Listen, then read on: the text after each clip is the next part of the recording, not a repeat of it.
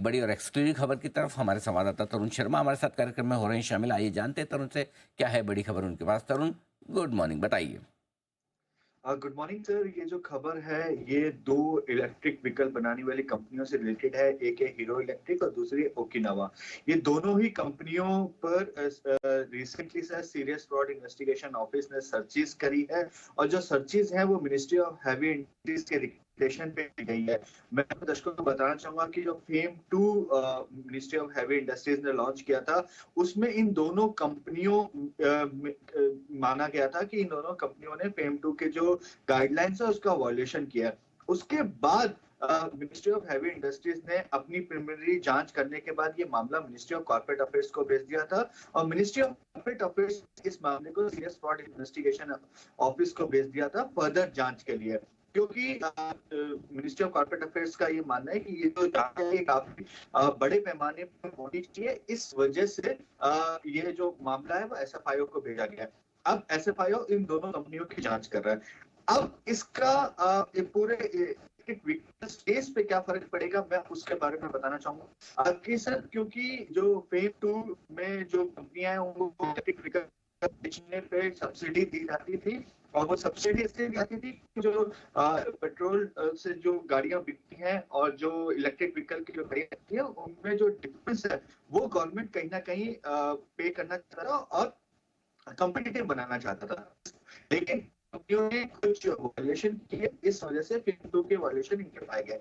अब सरकार ने sir PM E drive launch किया है। इसमें भी वो टू व्हीलर व्हीकल्स पे सब्सिडी दे रही है क्योंकि जो रिकमेंडेशन है वो मिनिस्ट्री ऑफ हैवी इंडस्ट्रीज की है।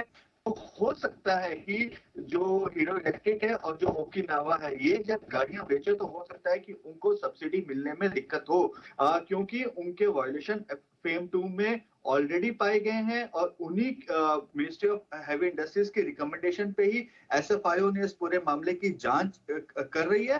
तो हो सकता है कि इन दोनों कंपनियों को सब्सिडी मिलने में दिक्कत हो। ये एक दूसरी कंपनियों को एक कॉम्पिटिटिव बना देगी और इनके लिए क्योंकि जो प्राइसेस हैं वो बिना सब्सिडी के इलेक्ट्रिक व्हीकल बेच पाना इस समय देश के अंदर काफी मुश्किल है।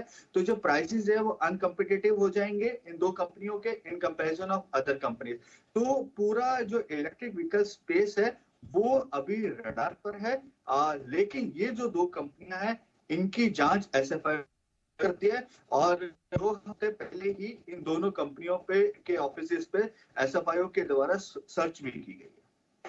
ये आपके लिए राय इस वक्त आती हुई है और बड़ी खबर आती हुई हीरो इलेक्ट्रिक और ओकिनावा, इन दो कंपनियों के लिए थोड़ी सी मुश्किल बढ़ती हुई दिख रही है और उसका फायदा दूसरी इलेक्ट्रिक व्हीकल कंपनी बनाने वाली स्पेशली ओला इलेक्ट्रिक जैसी कंपनियों को मिलेगा। ये खबर देते हुए तरुण आपके सामने। तरुण का आपने कंपनियों से संपर्क करने की कोशिश की, उनका क्या रेस्पॉन्स है? बिल्कुल सर, हमने हीरो इलेक्ट्रिक से भी संपर्क करने की कोशिश करी, ओकिनावा को भी मेल किया, हमने मिनिस्ट्री ऑफ हैवी इंडस्ट्रीज को भी मेल किया और मिनिस्ट्री ऑफ कॉर्पोरेट अफेयर्स को भी मेल किया। हमने सभी से उनके कमेंट जानने की कोशिश करी लेकिन हमें चारों ही जगह से हमारे जी बिजनेस के ईमेल का कोई रिस्पॉन्स नहीं मिला। कि तो ये है आपके लिए पूरा का पूरा बड़ा खबर वाला मामला जो आता हुआ दिख रहा है।